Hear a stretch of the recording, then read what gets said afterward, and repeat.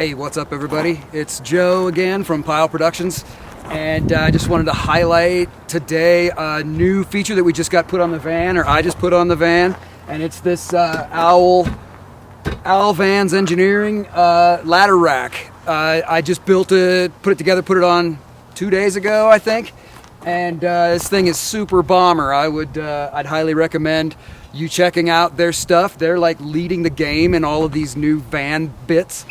So yeah, let's have a look. All right, now as you can see, there's not a whole lot to it.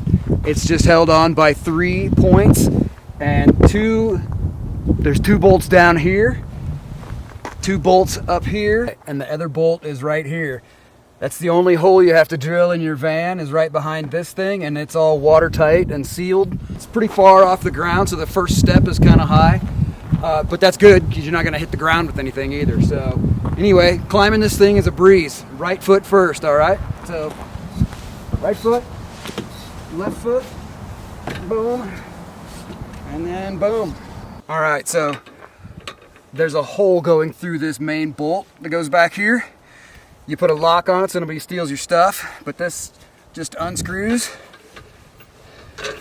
once you get the lock off, and the tire pops off. Otherwise, you just screw it back on, nice and tight.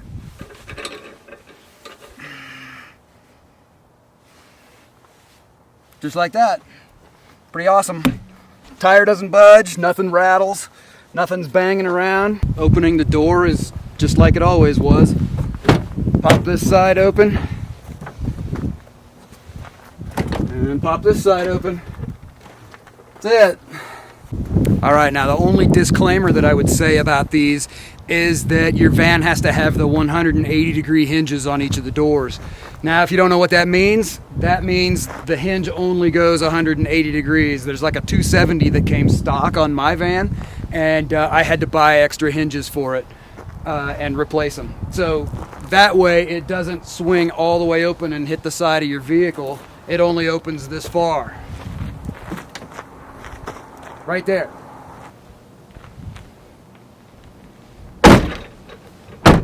All right, so one thing I wanted to mention is why? Why do you need this when you can just buy like a flimsy ladder on Amazon for like $50 and just mount it to the door, screw it in, and all that?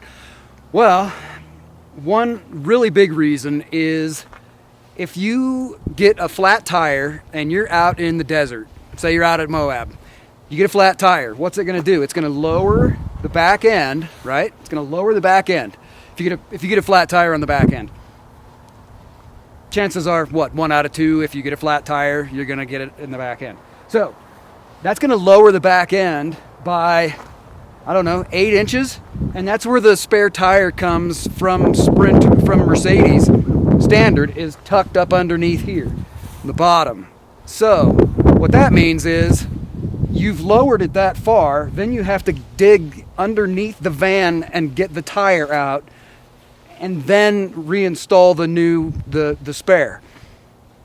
So to avoid all of that, you keep a tire out on the backside of your van, and it's incredibly bomber. It's not going anywhere. It's incredibly easy to access as long as you've got your key. And you just switch your tires out, which sounds easy, not just switching your tires out, but it's so much easier than having to get down up underneath, especially if you're in mud and sand and dirt, or it's freezing cold out and you're in snow. Getting down up underneath your van, undoing all of the stuff, getting the tire out, putting the bracket back up in, and switching things around. It's so much more simple to do it this way if you get into into a situation. All right, everybody, cheers, and again, thanks for watching.